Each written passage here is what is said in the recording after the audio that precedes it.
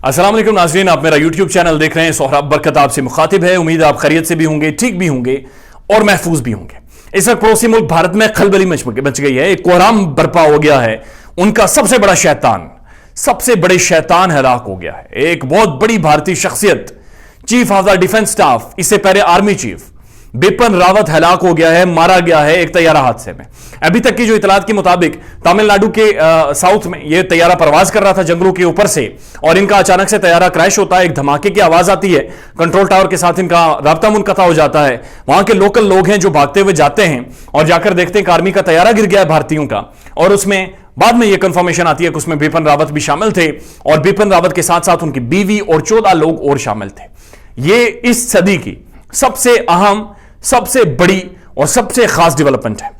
इसके बारे में मजीद क्या डिटेल्स हैं वो सारी आपके सामने रखेंगे, और इनका हलाक होना भारत के लिए कितना बड़ा डेंट है और कितने बड़े जालिम और शैतानियत इनके अंदर भरी हुई थी, वो तफसीलात आपके सामने रखेंगे। लेकिन उससे पहले जो लोग नए हैं, बराए मेहरबानी चैनल को सब्सक्राइब करें ताकि बर वक्त वीडियोस आप तक पहुंचती रहें। बिपिन रावत 2014 में जब आर्मी चीफ बने, उसके बाद सबसे पहले मोदी के साथ मिलकर इन्होंने 2016 में झूठ बोला कि इन्होंने पाकिस्तान के अंदर एक सर्जिकल स्ट्राइक की है। आईएसपीआर दुनिया भर के साफियों को लेकर गए और दुनिया भर के साफियों ने जाकर तस्दीक की कि ऐसी कोई सर्जिकल स्ट्राइक नहीं हुई थी। 2017 में इन्होंने दोकलाम के मुकाम पर चीन और भारत का स्टैंड ऑफ मिलिट्री कन्फ्रंटेशन की। उसके बाद 2019 में इन्होंने बालाकोट स्ट्राइक की, और बालाकोट में स्ट्राइक करके अभिनंदन को भेजा, जिसे चपेड़े भी लगी और MiG-21 तैयारा भी उसका मारा गया है। ये सारी चीजों का फेम ये बिपिन रावत साहब हैं, जिनके बारे में अभी ये खबरें आ रही हैं कि वो हलाक हो गए।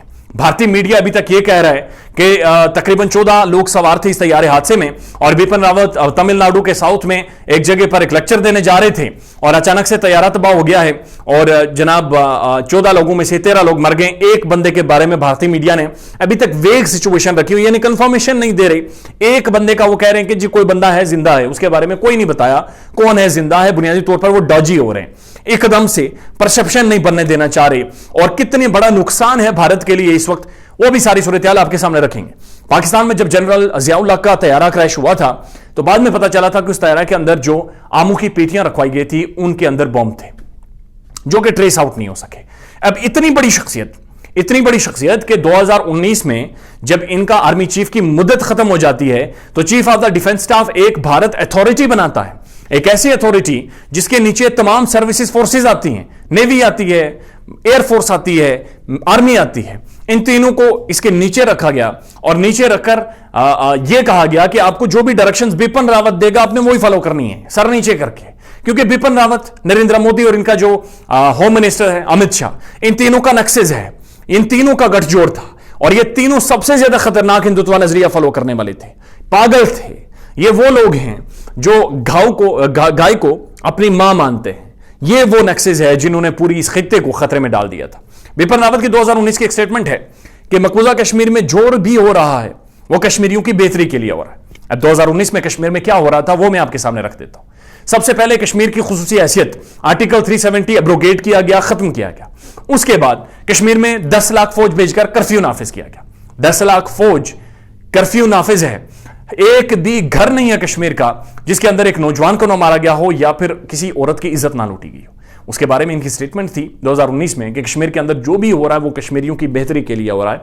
और उसके बाद आप आगे देखिए क्या क्या होता रहा। पैलेट गन का इस्तेमाल किया गया, तमाम कश्मीरियों को अंधा किया गया, उनके मुंह पे और उनकी आंखों में गोलियां मारी गई। उस वक्त 10 लाख फौज जिस कमांडर ने भेजी थी वो यही बिपिन रावत था, जिसका मलबा अभी भी जल रहा है, जिसकी वीडियो जब मैं कर रहा हूं तो इस शैतान की लाश अभी भी जल रही है। ये वही बिपिन रावत है जिसने ये सारी हरकत की थी। इसने म्यांमार में भी मुसलमानों पर बहुत ज्यादा जुल्म किया। 40 साल इसने मिलिट्री में सर्विसेज की हैं, और इन 40 सालों में बेशुमार ऐसी इंसर्जेंसीज हैं, बेशुमार ऐसे लोग हैं जिन्होंने अपना हक मांगा, बिपिन रावत सामने खड़े हुए और उन्हें कत्ल किया, दर्दनाक तरीके से कत्ल किया, बुरे तरीके से कत्ल किया, लोगों को अगवा किया, उन्हें आग लगाई, गोलियां मारी, एक्स्ट्रा जुडिशियल किलिंग की, गायब कर दिया।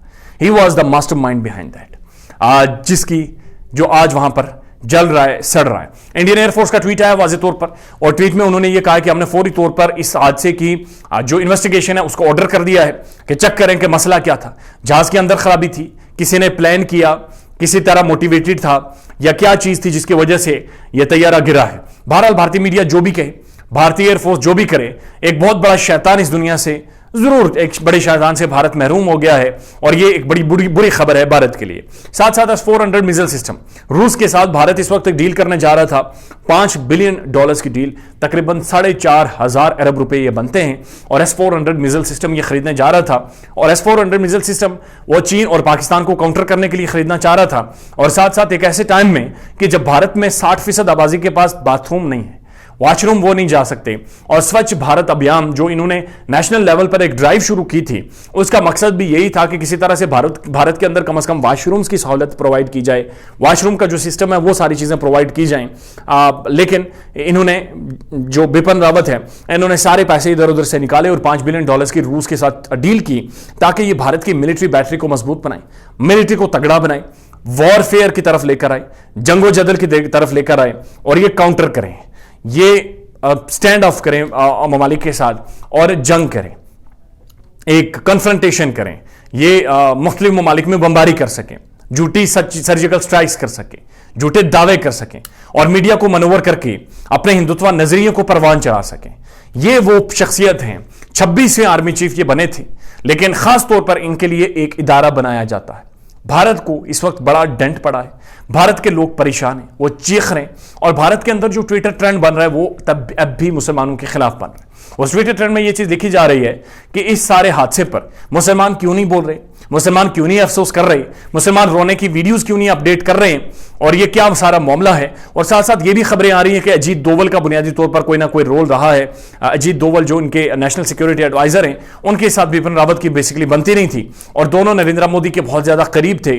और चूंकि बिपिन रावत एक बहुत बड़ी शख्सियत बनकर सामने आए थे, बहुत आम पर्सनैलिटी थे, तो इसलिए फौज के अंदर भी क्योंकि तकरीबन 4 लोगों को अभी तक की इतलात के मुताबिक ये कहा जा रहा है कि सुपरसीड करके इन्हें आर्मी चीफ बनाया गया और chief of the defence staff यानी CDS पहली ये जो पोस्ट थी वो इनके हवाले की गई, इन्हें दी गई है और इन्हें इख्तिदार में लाया गया है ताकि इनकी जो सर्विसेज हैं उन्हें मजीद दवाम बख्शा जाए, उन्हें मजीद फोकियत दी जाए, उन्हें मजीद तरक्की दी जाए ताकि ये इख्तिदार में कायम व दायम रहें, ताकि ये अपनी हेजमोनी मेंटेन रखें, ताकि हिंदुत्व नज़रिए को मजीद प्रमोट करें, ताकि ये चीज़ों को मजीद फैलाएं और ताकि इस खत्ते के अंदर जो एक सिक्योरिटी परसेप्शन है, एक थ्रेट है, मामलात ख़राब हैं, वो सारा निज़ाम इसी तरह से चलता रहे और भारत इसको सेलिब्रेट करता रहे।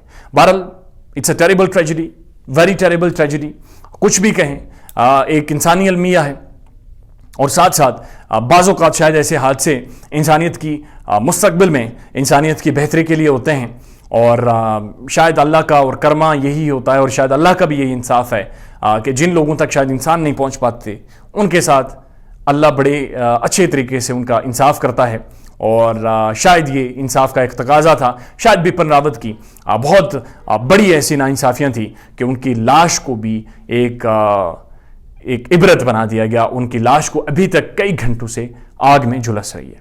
अपना ख्याल रखिएगा और हमारे चैनल का भी। अल्लाह हाफिज़।